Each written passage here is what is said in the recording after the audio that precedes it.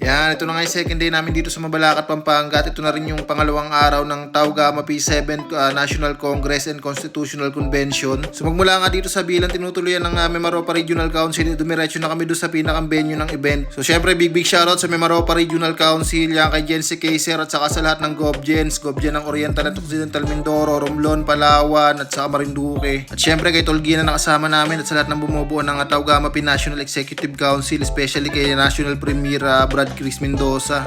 Bali at nag-umpisa na nga yung registration at dumating na rin yung mga leaders ng iba't ibang region at saka province dito sa venue. So napaka-importante rin talaga nitong event na to para sa Taugama P. So yan, at dahil nga whole day event ito, yan, dito na rin kami nag-lunch. So shoutout sa lahat ng Triskelion leaders, sa mga brads and sis na na-meet namin dito sa 7th National Congress. Naway palakasin at pagtibayin pa tayong lahat at ang ating kapatiran. So yan, after nga nung convention at ng National Council election, syempre souvenir picture muna dahil minsan lang talaga mangyari yung ganitong event. Yung effort, yung resources, yung pagod, yung oras ng mga Triskelion na umatin dito ay talaga namang hindi biro dahil galing pa yan sa malalayong lugar.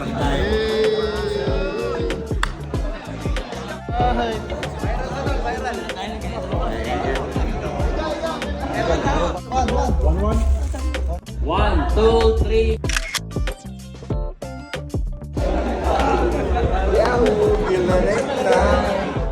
So yan, kinagabihan naman, which is ito na rin yung huling gabi namin dito sa Pampanga. Ngayon na rin gaganapin yung Taugama P National Council Gala Night. Syempre from Bila, back to event hall na nga ulit kami at talaga namang napakatitikas nga ng forma nito mga kasama kong delegates ng Mimaropa Regional Council.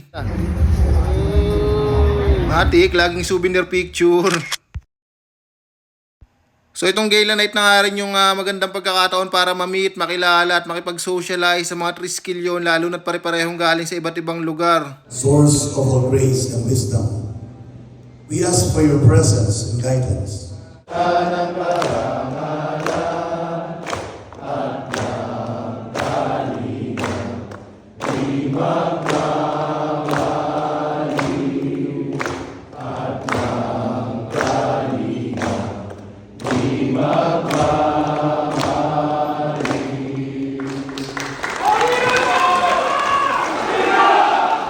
So yan, bali si Brother Jauma pa nga yung host para sa event ngayong gabi. And syempre big shoutout pa rin kay National Premier Brother Chris Mendoza. Salute and syempre congratulations sa successful 7th National Congress ng Taugama P National Council. So gusto ko mang i-mention at i-shoutout lahat ng mga Triskelion leaders, mga brads and sis, mga delegates na na-meet ko dito sa event na to. Talaga namang napakarami mga tol. So i-comment nyo na lang siguro yung picture nyo dito sa event para makita ng lahat ng kapatid natin Triskelion sa buong mundo na napaka-solid pa rin talaga ng Taugama P National Council. Syempre shoutout din kay Brother Mike Molino ng UST yan. Maraming salamat sa napagandang message. Mabuhay rin ang mga Sigma. Thank you and good night.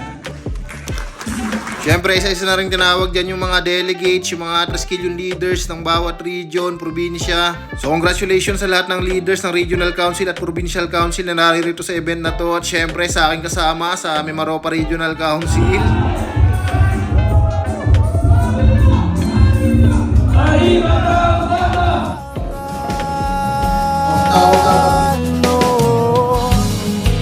Patuloy ang tradisyon, o yakapin at igalang. Mula noon